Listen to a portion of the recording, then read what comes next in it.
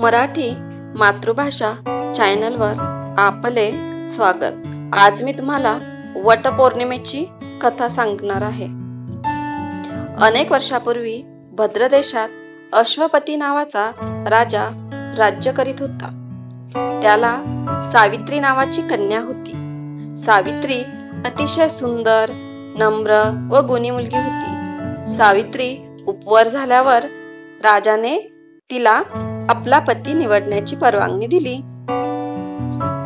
सावित्रीने सत्यवान नावाच्या राजकुमाराची निवड केली। सत्यवान हा शाल्व राज्याचा धूम्रसेन नावाच्या अंध राजाचा मुलगा होता। शत्रूकडून पराभव झाल्यामुळे राजा राणी व मुलासहित राजा जंगलात राहत होता।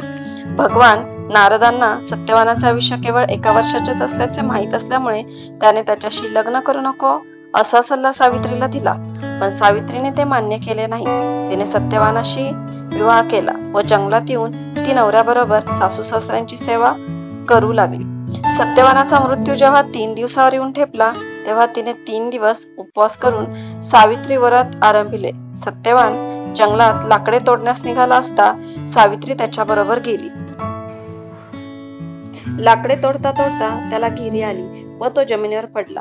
यमधर्म तेथे आला व सत्यवानाचे प्राण नेऊ लागला। सावित्री यमाच्या मागे आपल्या पतीबरोबर जाऊ लागली। यमाने अनेक वेळा सावित्रीस परत जाण्यास सांगितले, पण तिने साफ नकार दिला व पतीबरोबर जाण्याचा हट्ट धरला। अखेर कंटाळून यमाने पती सोडून तिला 3 वर मागण्यास सांगितले। सावित्रीने सासू सासऱ्यांचे डोळे व राज्य परत मागितले व आपल्याला पुत्र हवा असा वर मागितला।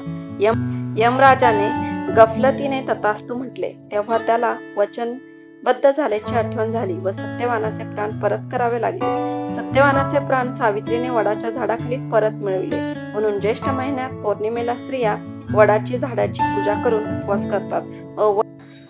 ज्येष्ठ महिन्यात येणारी पौर्णिमा हा दिवस वटपौर्णिमा म्हणून साजरा केला जातो। या दिवशी स्त्रिया वटपौर्णिमा नावाचे व्रत करतात। या व्रतादरम्यान विवाहित स्त्रिया आपल्या पतीला उत्तम आरोग्य लाभावे, दीर्घ आयुष्य प्राप्त व्हावे म्हणून वडाच्या झाडाची पूजा करतात। धन्यवाद।